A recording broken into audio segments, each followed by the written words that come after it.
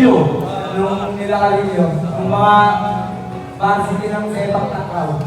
Tapos, ang nakalaban nila, mga Koreano na nakapaalam.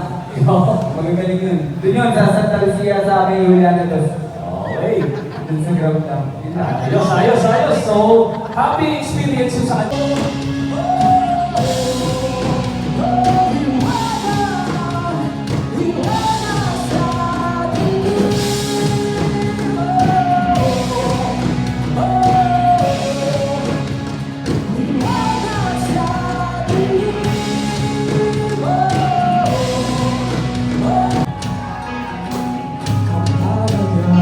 Sa bawat italaw, isip ang lumakulang sa libid.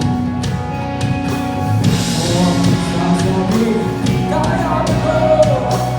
Walang isang lasing ko.